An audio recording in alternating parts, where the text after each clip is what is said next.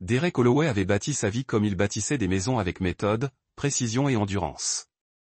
À 34 ans, il possédait l'entreprise de construction la plus prospère du comté de Millbrook, employant plus de 200 hommes qui le respectaient non seulement pour son sens des affaires, mais aussi pour son code de conduite inébranlable. La loyauté était récompensée. La trahison était anéantie. Son empire avait commencé avec rien d'autre que des mains calleuses et un camion emprunté. Le père de Dererick avait abandonné la famille alors qu'il avait 12 ans, laissant sa mère cumuler 3 emplois pour subvenir à ses besoins. Cette trahison avait gravé quelque chose de froid et de permanent dans l'âme de Dererick. Une ferme résolution, ceux qui gagneraient sa confiance seraient protégés, et ceux qui la trahiraient paieraient un prix qui les hanterait à jamais. Ashley Holloway avait été son amour de lycée, la capitaine des Pom-Pom Girls aux cheveux blond miel et au sourire glacial. Ils s'étaient mariés à 22 ans, et pendant 12 ans, Derek avait cru avoir trouvé la seule personne qui ne le trahirait jamais. Elle l'avait accompagné dans la création de son entreprise, organisant des dîners pour des clients potentiels, jouant les épouses parfaites pendant qu'il travaillait 18 jours. Leur fils Austin avait 9 ans. Aiguisé comme un fouet, avec les yeux grisaciers de Dererick et les cheveux blonds d'Ashley, le garçon avait une capacité déconcertante à lire les gens, soulignant souvent ce que les adultes ignoraient. Dererick avait toujours été fier de la perspicacité d'Austin, sans jamais imaginer qu'elle le sauverait un jour de la trahison ultime. La première faille dans le monde parfait de Dererick était apparue 3 mois plus tôt, lorsqu'Ashley avait commencé à travailler tard à l'agence immobilière locale. Elle avait accepté le poste.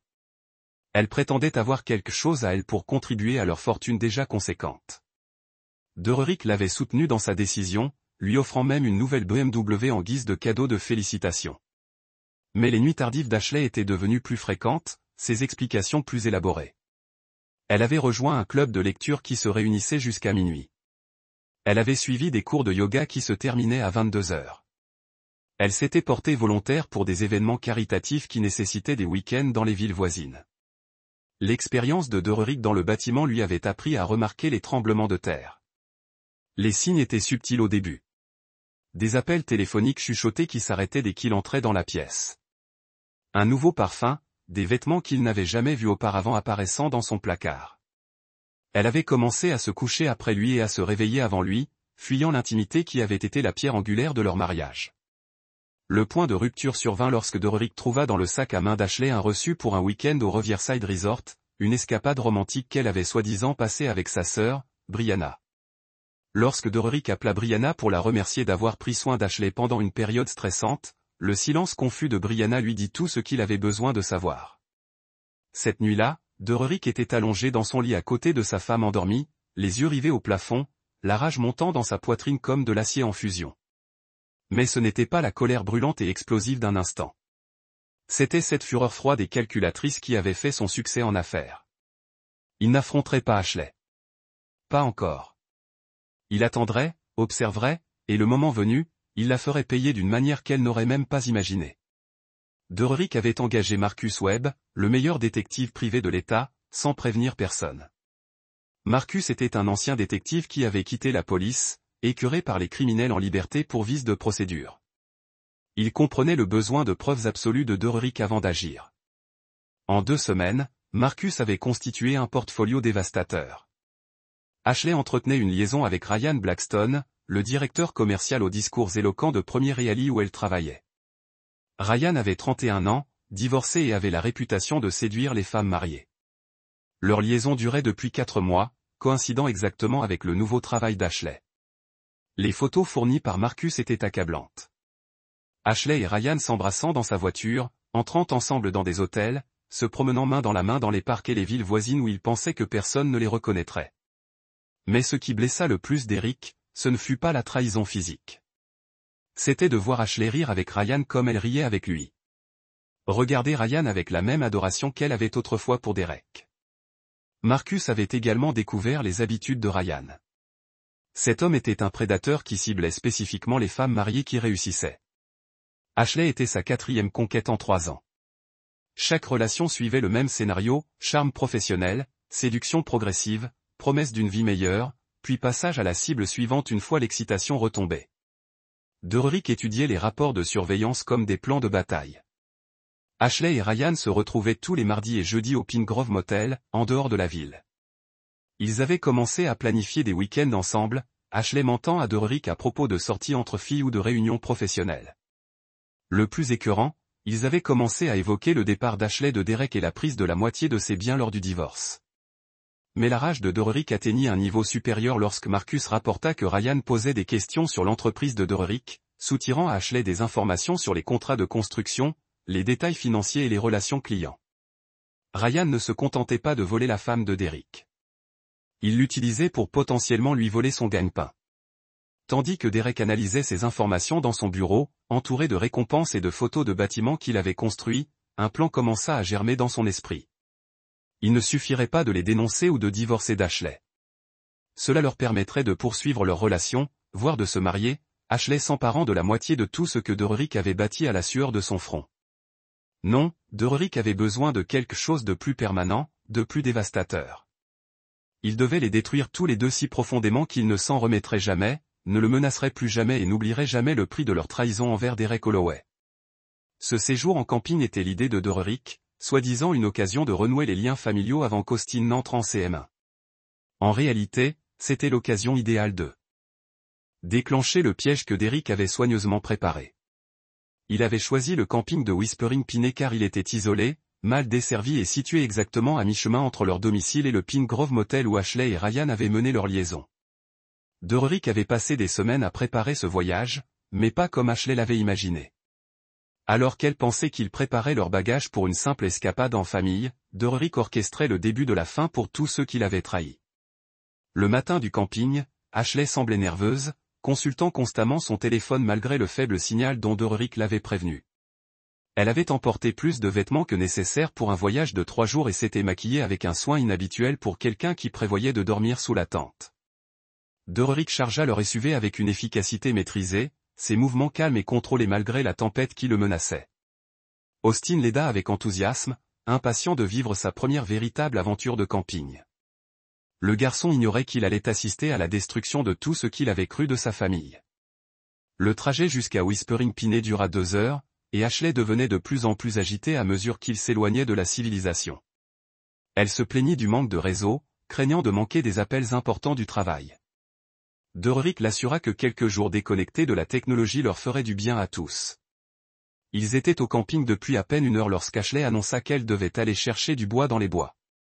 Derrick la regarda disparaître à la lisière des arbres, remarquant la direction qu'elle prenait directement vers la route principale où quelqu'un pourrait venir la chercher. Il lui accorda 10 minutes d'avance avant de mettre son plan à exécution. Les objets que Derrick plaça dans leur tente avaient été soigneusement choisis pour un impact psychologique maximal. Marcus avait découvert que Ryan avait un penchant particulier pour les entraves et la domination, un penchant qu'Ashley avait apparemment adopté avec enthousiasme. Derrick disposa les cravates en soie, les entraves en cuir et les objets intimes qu'il avait trouvés cachés dans le tiroir d'Ashley, dans leur chambre. Des preuves d'une facette de sa femme dont il ignorait l'existence. Mais la pièce maîtresse était une photo imprimée prise par Marcus 2 jours plus tôt. Ashley et Ryan s'embrassaient passionnément dans l'appartement de Ryan, inconscients d'être surveillés. Derrick posa la photo contre l'oreiller d'Ashley, accompagné de copies de tous les rapports de surveillance que Marcus avait compilés. Austin jouait près du lac quand Derrick l'appela. La perspicacité naturelle du garçon avait toujours étonné Derek, et aujourd'hui, elle allait lui être d'une aide précieuse. « Fils », dit doucement Derrick en s'agenouillant à hauteur d'Austin. « J'ai besoin que tu regardes à l'intérieur de notre tente et que tu me dises ce que tu vois. » Austin regarda à travers le rabat de la tente, son jeune visage s'assombrissant aussitôt de confusion et de quelque chose de plus profond, l'instinct enfantin qui comprend que quelque chose n'allait vraiment pas. Il ne comprenait pas tout à fait ce qu'il voyait, mais il comprenait suffisamment. « Papa », murmura Austin, sa voix emplie d'une maturité qu'aucun enfant de 9 ans ne devrait posséder. « Il faut qu'on parte tout de suite. » Le cœur de Derrick se serra en réalisant que son fils serait une autre victime de la trahison d'Ashley. Austin grandirait en sachant que sa mère avait choisi un autre homme plutôt que leur famille, qu'elle avait vécu dans le mensonge pendant des mois alors qu'il lui faisait entièrement confiance. « Pourquoi, fils ?» Derrick demanda, bien qu'il connaisse déjà la réponse. Austin désigna la tente, sa petite main tremblant légèrement. « Partons avant qu'elle ne revienne. » Derrick jeta un dernier coup d'œil à l'intérieur de la tente. En voyant ses preuves soigneusement rassemblées à travers le regard innocent de son fils, cet instant cristallisa tout, les mois de mensonges, la trahison systématique, la cruauté désinvolte de la tromperie d'Ashley. Une émotion profonde et définitive s'installa dans la poitrine de Derrick. Il saisit Austin et leurs affaires essentielles, laissant tout le reste derrière lui. Alors qu'il quittait Whispering Pine, Derrick appela Marcus sur son téléphone satellite. C'est fait, dit simplement Derrick. La deuxième phase commence maintenant. Austin était assis tranquillement sur le siège passager, regardant par la fenêtre le camping disparaître derrière eux. Derrick savait que le garçon digérait ce qu'il avait vu, essayant de comprendre pourquoi sa mère emportait ces choses avec elle lors d'un voyage en famille. « Papa » demanda finalement Austin d'une voix faible et incertaine. « Oui, fiston. » Maman rentre à la maison. Les mains de Derrick se crispèrent sur le volant. « Je ne sais pas, Austin, mais je te le promets.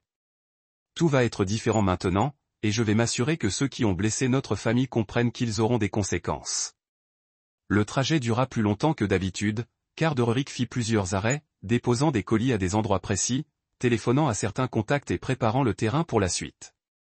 Lorsqu'ils arrivèrent dans leur allée, le soleil se couchait et le plan de Derrick était déjà en marche. Ce qui attendait Derrick et Austin à la maison confirma tous les soupçons et attisa le feu qui brûlait dans la poitrine de Derrick. La BMW d'Ashley était garée dans l'allée, négligemment, la portière conducteur toujours ouverte, comme si elle avait été pressée.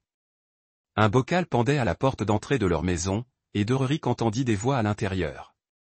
Le ton paniqué d'Ashley et la voix plus grave d'un homme qui tentait de la calmer.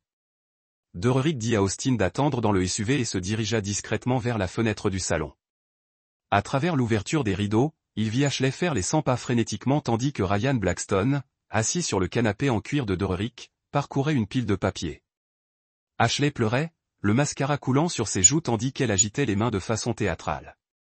Il sait, Ryan, qu'il a tout monté. Il a laissé ses photos, ses rapports. Il sait tout. La voix d'Ashley était aiguë de panique. Ryan leva les yeux des papiers, le visage pâle. Ces rapports de surveillance remontent à des mois. Il nous observe depuis tout ce temps. Regarde ces photos.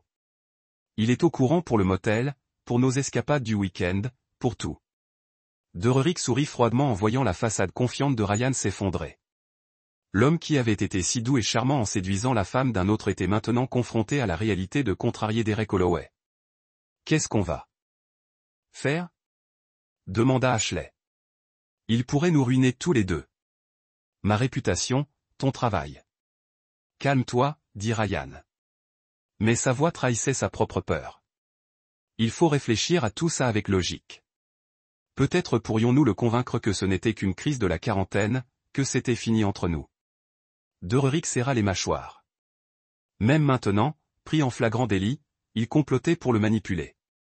Ashley ne manifestait pas le moindre remords, seulement la peur des conséquences.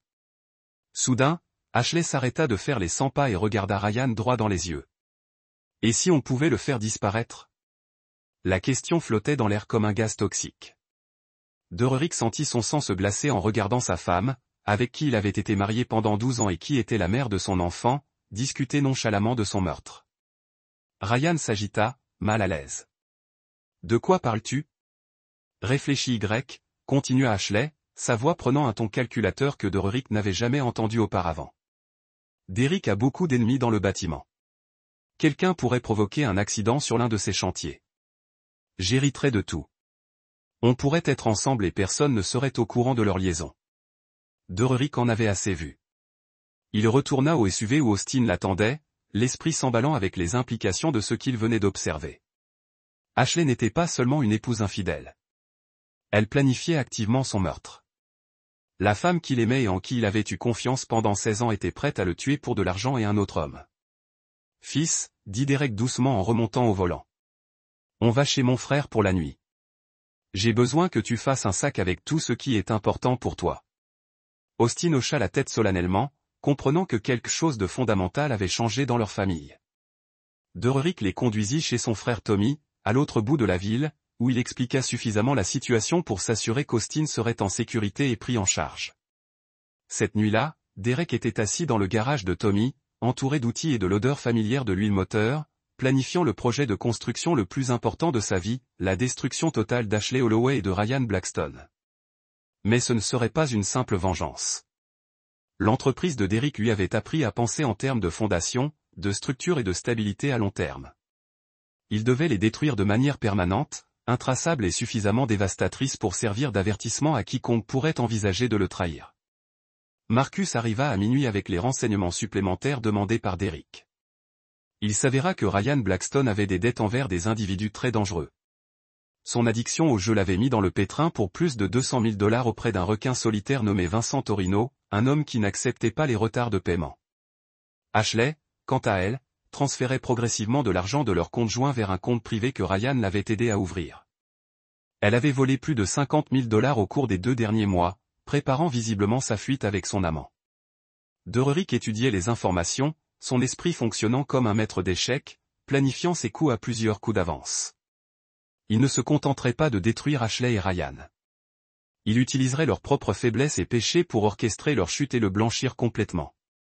Derrick rentra chez lui le lendemain matin et constata la disparition d'Ashley et Ryan, mais la maison portait les traces de leur recherche désespérée dans ses papiers et dossiers personnels. Ils avaient saccagé son bureau, à la recherche de preuves de leur propre crime ou de munitions à utiliser contre lui. Ce qu'ils avaient trouvé, c'étaient des documents que Derrick avait stratégiquement placés pour qu'il les découvre. De faux papiers suggérant qu'il prévoyait de disparaître avec ses biens, laissant Ashley sans rien en cas de divorce. Les documents présentaient Derrick comme paranoïaque et désespéré, un homme susceptible de prendre des mesures radicales pour protéger son empire. Le téléphone de Derrick vibra, un SMS d'Ashley. « Il faut qu'on parle. Ça ne doit pas forcément mal tourner pour tout le monde. » Cette audace faillit faire rire Derrick. Ashley croyait encore pouvoir le manipuler. Elle pensait toujours être le même mari confiant qui avait cru ses mensonges pendant des mois.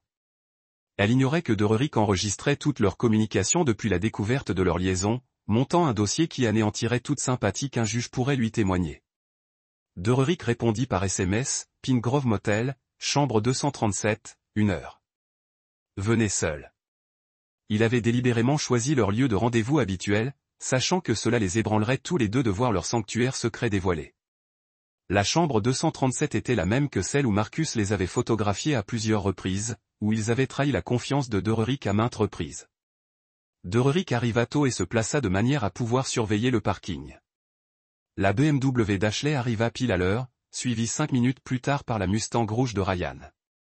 Autant pour être venus seuls. Ils essayaient toujours de s'unir contre lui, sous-estimant toujours l'homme qu'ils avaient trahi. La confrontation était tout ce que Derrick avait prévu. Ashley essaya d'abord de pleurer, prétendant que cette liaison ne signifiait rien, qu'elle avait été embrouillée et manipulée. Après avoir échoué, elle a tenté la colère, accusant Derrick de l'espionner et de violer sa vie privée. Finalement, elle a eu recours aux menaces, avertissant Derrick qu'elle avait des preuves de ses pratiques commerciales illégales et qu'elle les utiliserait au tribunal. Ryan a joué le rôle de l'autre homme plein de remords, affirmant qu'il n'avait jamais eu l'intention de briser la famille de Derrick. Il a également affirmé qu'il avait tenté de rompre avec Ashley à plusieurs reprises. Il a proposé de disparaître complètement si Derrick pardonnait et oubliait. Derrick écoutait leur performance avec un amusement froid. Ces personnes qui avaient planifié son meurtre 24 heures plus tôt jouaient maintenant les victimes, essayant de le manipuler une dernière fois. « J'ai une proposition », a finalement dit Derrick d'une voix calme et professionnelle. « Tu veux être ensemble ? D'accord, je vais te faciliter la tâche. » Ashley et Ryan ont échangé des regards confus. Derrick a continué, « Je demande le divorce, et je ne te demande rien, Ashley. Tu peux avoir la maison, les voitures, tout ce que tu veux. Je prends Austin et je recommence ailleurs. » Le soulagement sur leur visage était presque comique. Ils s'attendaient à ce que Derrick se batte, leur mène la vie dure, exige vengeance. Au lieu de cela, il leur donnait essentiellement tout ce qu'ils voulaient. Il n'y a qu'une seule condition, ajouta Derrick. Vous devez tous deux signer des papiers reconnaissant la liaison et acceptant les termes. Mon avocat les a préparés. Ce que Derrick ne leur avait pas dit, c'est que les papiers qu'ils allaient signer étaient des aveux de multiples crimes, fraude, vol, complot et plusieurs autres chefs d'accusation qui les enverraient tous deux en prison pour des décennies. Les documents étaient soigneusement rédigés pour ressembler à des conventions de divorce standard, tout en étant en réalité des aveux détaillés de culpabilité. L'avocate de Derrick, Patricia Manning, était la juriste la plus affûtée du comté et devait plusieurs faveurs à Derrick pour les travaux de construction qu'il avait effectués sur le bâtiment de son cabinet. Elle avait rédigé les documents avec une précision chirurgicale, utilisant un langage juridique qui enfouissait les véritables implications sous une terminologie apparemment standard du divorce. Ashley et Ryan signèrent sans lire attentivement, trop soulagés de s'en tirer à bon compte pour en examiner les petits caractères. Deurerik regarda leur signature apparaître sur les papiers qui allaient les détruire, ressentant une froide satisfaction tandis qu'ils scellaient volontairement leur destin. « Merci d'avoir été raisonnable, » dit Ashley alors qu'il s'apprêtait à partir. « Je sais que c'est dur pour toi, mais je pense que c'est ce qu'il y a de mieux pour tout le monde, » acquiesça Deurerik d'un léger hochement de tête. « Tu as raison, Ashley. C'est vraiment ce qu'il y a de mieux pour tout le monde. » Deurerik attendit exactement 48 heures avant de faire son premier pas. Il avait besoin qu'Ashley et Ryan se sentent en sécurité, qu'ils croient qu'ils avaient réussi à le manipuler pour qu'il leur donne tout ce qu'il voulait. Durant ces 2 jours, ils emménagèrent ensemble dans l'appartement de Ryan, commencèrent à planifier leur avenir et dépensèrent sans compter l'argent de Derek. Ce qu'ils ignoraient, c'est que Deurerik était en communication constante avec Vincent Torino, le requin solitaire à qui Rino devait une fortune. Vincent était un homme d'affaires pragmatique qui comprenait que des méthodes de recouvrement parfois peu conventionnelles étaient nécessaires. La proposition de Deurerik à Vincent était simple. Au lieu de continuer à courir après Ryan pour l'argent qu'il ne pourrait jamais rembourser, Vincent pouvait effacer la dette en échange d'un paiement substantiel en espèces de Derek. Sachant que Ryan subirait des conséquences bien plus importantes que financières pour sa trahison, Vincent appréciait l'approche de Deurerik. Il avait entendu parler de la réputation de Deurerik dans le secteur de la construction, de sa façon de gérer la loyauté et la trahison, et il respectait le calcul froid derrière le plan de Deurerik. Les documents signés par Ashley et Ryan donnaient à Derek tout ce dont il avait besoin pour les détruire légalement. Les aveux qu'ils avaient faits sans le savoir pouvaient les envoyer en prison pendant des années. Mais Derek voulait plus que l'emprisonnement. Il voulait qu'ils perdent tout ce qui leur était cher avant de perdre leur liberté. La première cible de Deurerik était la carrière de Ryan. Utilisant les relations qu'il avait tissées dans le secteur de la construction pendant 15 ans, Derek a discrètement répandu les dettes de jeu de Ryan, ses antécédents de séduction de clientes mariées et son comportement non professionnel. En une semaine, le Premier ministre Reali avait licencié Ryan sur fond d'allégations de relations inappropriées avec des clients et de fraude potentielle. Le monde d'Ashley commença à s'écrouler simultanément. Deurerik apporta à leur banque la preuve du vol de leur compte joint, déclenchant une enquête qui gela son accès à tous leurs biens communs. Le compte privé qu'elle avait ouvert avec Ryan fut également gelé lorsque la banque découvrit l'origine illégale des fonds. Mais le coup de maître de Deurerik fut d'orchestrer la destruction psychologique d'Ashley et Ryan. Utilisant les informations que Marcus avait recueillies sur leur personnalité et leur peur, Deurerik lança une campagne de guerre psychologique qui les rendit paranoïaques, méfiants l'un envers l'autre et désespérés. Des colis anonymes commencèrent à arriver à l'appartement de Ryan. Des photos de lui prises pendant son enfance, que seule sa famille aurait dû avoir. Des documents attestant du suicide de son père, dont il n'avait jamais parlé à Ashley. Des dossiers médicaux révélant ses problèmes d'érection qui avaient ruiné son précédent mariage. Chaque colis était accompagné de notes suggérant qu'Ashley avait révélé qu'elle partageait ses secrets avec Derek. Ashley recevait des colis similaires au travail. Des copies de son dossier disciplinaire de lycée pour infidélité, des photos d'elle avec d'autres hommes avant Derek suggérant une infidélité récurrente, des dossiers médicaux attestant qu'elle avait avorté à l'université sans jamais en parler à Derek. Ces notes suggéraient que Ryan enquêtait sur son passé et prévoyait d'utiliser ses secrets contre elle. En 2 semaines, Ashley et Ryan ne se parlaient presque plus. Chacun était convaincu de collaborer secrètement avec Derek pour les détruire. Leur liaison passionnée s'était transformée en une relation toxique, fondée sur la suspicion et la peur mutuelle. Deurerik observait leur détérioration de loin. Sans aucune satisfaction, seulement une justice froide. Ces individus avaient planifié de l'assassiner pour de l'argent et la liberté. Ils commençaient à avoir un avant-goût de ce qu'était une véritable trahison. Vincent Torino passa à l'acte un jeudi soir, alors que Ryan quittait l'agence pour l'emploi après un nouvel entretien d'embauche infructueux.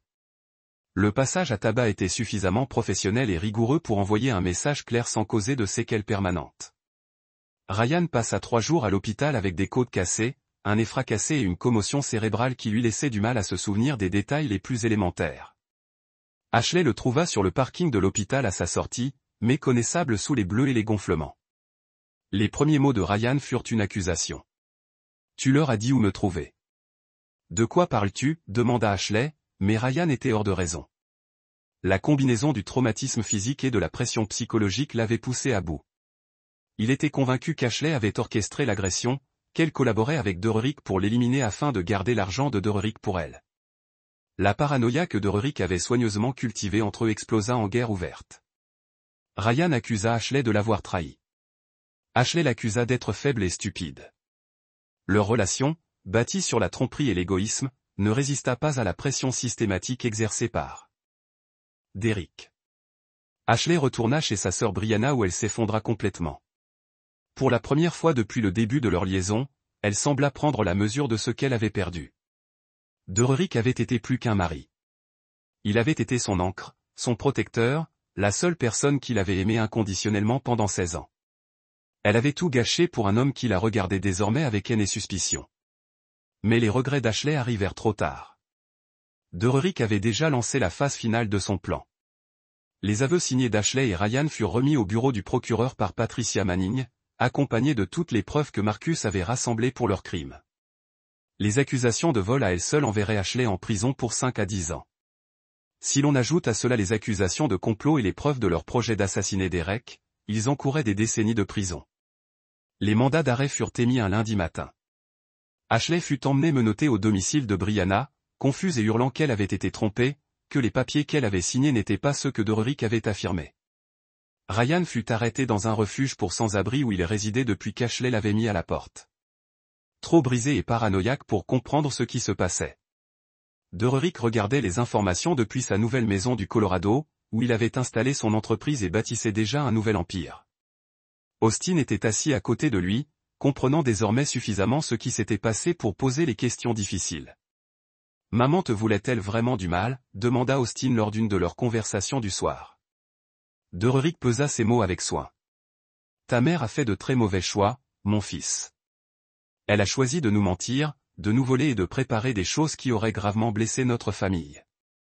Je devais nous protéger. » Austin hocha la tête solennellement. À 9 ans, il apprenait des leçons de loyauté et de trahison que la plupart des adultes ne saisissent jamais pleinement. Mais Derick voyait la force de son fils, une détermination d'acier qui lui rappelait lui-même à cet âge. Derick revint pour affronter le cirque médiatique entourant le procès d'Ashley et Ryan. L'histoire avait tout ce que les journalistes adoraient, adultère, vol, complot et tentative de meurtre par un couple de banlieue apparemment parfait. Derick joua son rôle à la perfection. Le mari au cœur brisé qui a découvert la trahison de sa femme et a tout mis en œuvre pour se protéger, lui et son fils. Patricia Manning avait rédigé le récit public de Derek avec la même précision qu'elle avait utilisée pour les documents juridiques. Derek était présenté comme un homme d'affaires prospère qui avait découvert la liaison de sa femme grâce à un détective privé, trouvé des preuves de ses vols et de ses intentions meurtrières, et utilisé le système judiciaire pour protéger sa famille. Tout ce que Derek avait fait était présenté comme défensif plutôt qu'offensif, réactif plutôt que calculé. L'avocat d'Ashley a tenté de faire valoir qu'elle avait été manipulée pour signer les aveux, qu'elle n'avait pas compris ce qu'elle acceptait. Mais les preuves étaient accablantes, des mois de photos de surveillance, des conversations enregistrées, des relevés financiers attestant du vol, et les témoignages de multiples témoins qui avaient entendu Ashley et Ryan discuter du possible accident de Derek. L'avocat de Ryan a adopté une approche différente, arguant que son client était victime d'une addiction au jeu et qu'Ashley l'avait manipulé pour qu'il participe à ses manigances. Ryan a témoigné qu'Ashley avait été le cerveau de l'affaire, qu'elle l'avait convaincu que Derick était violent et dangereux, et que l'élimination de Derek relevait de la légitime défense plutôt que du meurtre. Derick a observé depuis la tribune sa femme et son amant se retourner l'un contre l'autre, chacun cherchant à se sauver en détruisant l'autre. L'amour qu'ils avaient prétendu valoir la peine de briser une famille s'était évaporé sous la pression, révélant l'opportunisme égoïste qui avait toujours été au cœur de son histoire. Le témoignage le plus accablant est venu d'Ashley elle-même. Lors du contre-interrogatoire, elle a révélé l'intensité de son ressentiment envers Derek, admettant s'être sentie prisonnière de leur mariage, avoir vu Ryan comme une échappatoire à une vie qu'elle avait fini par détester. Elle a reconnu avoir planifié la mort de Derek, tout en essayant de minimiser son rôle en affirmant que c'était l'idée de Ryan. Le témoignage de Derick a été le point culminant du procès. Il a parlé calmement de la découverte de la liaison, de la douleur de la trahison, de la découverte de preuves que sa femme et son amant projetaient de le tuer. Lorsque l'avocat d'Ashley a tenté de le présenter comme vindicatif et manipulateur, la réponse de Derick a été d'une simplicité dévastatrice. « J'ai aimé ma femme pendant 16 ans. Je lui faisais entièrement confiance. Lorsque j'ai découvert qu'elle me trompait non seulement, mais qu'elle projetait de me tuer, j'ai fait ce que tout père aurait fait. J'ai protégé mon fils et moi-même par tous les moyens légaux disponibles. Si cela fait de moi un homme vindicatif, alors je suis fier de l'être. Le jury a délibéré pendant moins de 4 heures. Ashley a été reconnue coupable de tous les chefs d'accusation, vol, complot en vue de commettre un meurtre, fraude et adultère. Elle a été condamnée à une peine de 25 ans de prison à perpétuité. Ryan a été condamné à 30 ans de prison à perpétuité, le juge soulignant son rôle moteur dans la planification du meurtre de Derrick. À la lecture du verdict, Derrick n'a éprouvé aucune satisfaction, aucun sentiment de victoire. Justice avait été rendue, mais à un prix qui allait affecter Austin pour le restant de ses jours. Le garçon avait perdu sa mère, non pas à cause de la mort ou du divorce, mais à cause de ses propres choix maléfiques. 5 ans après le procès, Derrick et Austin avaient construit une nouvelle vie au Colorado. L'entreprise de construction de Derrick s'était étendue en 3 États, employant plus de 500 personnes et générant plus de revenus que son entreprise d'origine. Austin, maintenant âgé de 14 ans, excellait à l'école et montrait un intérêt pour l'ingénierie qui a rendu Derrick fier. Le garçon était devenu un adolescent avec la force de son père et sa propre sagesse unique. Le traumatisme de la trahison de sa mère l'avait marqué, mais Derrick avait assuré qu'il ne le définissait pas. Austin a compris que la loyauté était gagnée, que la confiance était précieuse et que certaines trahisons étaient impardonnables. Derrick avait reçu des lettres d'Ashley au fil des ans, des plaidoyers désespérés pour le pardon, affirme qu'elle avait trouvé Dieu en prison, promet qu'elle avait changé et mérité une deuxième chance. Derrick a lu chaque lettre une fois puis l'a brûlée. Certaines lignes une fois croisées ne pourraient jamais être coiffées. Certaines trahisons étaient si fondamentales que le pardon est devenu impossible. Ryan était décédé en prison 3 ans après sa peine, tué par un autre détenu dans un différend sur les dettes de jeu qu'il avait suivi même derrière les barreaux. Derrick n'a ressenti aucune émotion lorsqu'il a appris la nouvelle. Pas de satisfaction, pas de regret, il suffit de reconnaître que Ryan avait finalement fait face à la conséquence ultime de ses choix. Ashley serait admissible à la libération conditionnelle dans 15 ans à l'âge de 52 ans. Derrick ne doutait pas qu'elle s'applique, revendiquerait la réadaptation et les remords, essaierait une fois de plus de manipuler le système. Cela n'aurait pas d'importance. Derrick avait construit sa nouvelle vie comme s'il avait construit ses bâtiments avec des fondations suffisamment fortes pour résister à toute tempête. Austin a parfois demandé de visiter sa mère en prison, de savoir si les gens méritaient les deuxièmes chances après avoir commis des erreurs terribles. La réponse de Derrick était toujours la même. Fils, le pardon est pour le bénéfice de la personne pardonnée, pas les pardons. Votre mère a choisi de détruire notre famille pour ses propres raisons égoïstes. Elle a choisi de planifier mon meurtre plutôt que de simplement demander un divorce. Ces choix ont des conséquences qui durent toute une vie. Certaines personnes méritent des deuxièmes chances. D'autres doivent vivre avec les résultats de leur premier choix. Le voyage de camping qui avait révélé la trahison d'Ashley était devenu un tournant non seulement dans la vie de Derrick, mais dans sa compréhension de la nature humaine. Il avait appris que les personnes les plus proches de vous pouvaient être les plus dangereuses, que l'amour pouvait être armé, que la confiance était la monnaie la plus précieuse du monde. Le nouvel empire des affaires de Derrick a été construit sur ces leçons durement apprises. Ses employés savaient que la loyauté serait récompensée au-delà de leurs rêves, mais la trahison entraînerait des conséquences rapides et permanentes. Il avait créé une culture où les gens comprenaient la valeur de l'intégrité parce qu'ils avaient vu ce qui était arrivé à ceux qui ont choisi la tromperie. Le 15e anniversaire d'Austin, Derrick a emmené son fils lors d'un voyage de camping au même terrain de camping de Piney Whispering où leur vieille vie était terminée. Ils ont installé leur tente au même endroit, préparèrent le dîner sur le même foyer, leva les yeux vers les mêmes étoiles qui avaient été témoins du début de la vengeance de Derrick. Vous regrettez-vous jamais ce qui s'est passé? Demanda Austin en s'asseyant près du feu. Derrick a soigneusement examiné la question. Je regrette que votre mère ait fait les choix qu'elle a faits. Je regrette que vous ayez dû découvrir la trahison si jeune. Je regrette que notre famille ait été détruite par son égoïsme. Mais je ne regrette pas de nous protéger. Je ne regrette pas de m'assurer qu'elle a fait face à des conséquences pour ce qu'elle a fait. Et je ne regrette pas de vous enseigner que certaines lignes ne peuvent jamais être traversées. Et essaie de nous contacter. Rédemption. Mieux et plus honnête que ce qu'il avait eu auparavant. La tante qui avait autrefois des preuves de la trahison d'Ashley abritait maintenant un père et un fils qui comprenaient que la confiance a été gagnée par l'action. Cette loyauté était un choix fait quotidiennement et que certaines fondations une fois correctement construites pouvaient résister à toute tempête. Derek Holloway avait appris à la dure que le pardon n'était pas toujours possible ou même approprié. Certaines trahisons étaient si complètes, si calculées, si dévastatrices que la seule réponse appropriée a été une conséquence permanente. Il avait construit sa nouvelle vie sur cette compréhension, et cela l'avait rendu plus fort qu'il ne l'avait jamais été quand il croyait au pardon inconditionnel. Dans l'obscurité du terrain de camping de Whispering Piney, Derek et Austin ont planifié leur avenir. Un avenir construit sur les bases inébranlables de la sagesse durement gagnée et la compréhension que la loyauté, une fois trahie, était un luxe qui ne pourrait plus jamais être offert. C'est là que notre histoire touche à sa fin. Partagez vos réflexions dans la section des commentaires. Merci pour votre temps. Si vous aimez cette histoire, veuillez vous abonner à cette chaîne.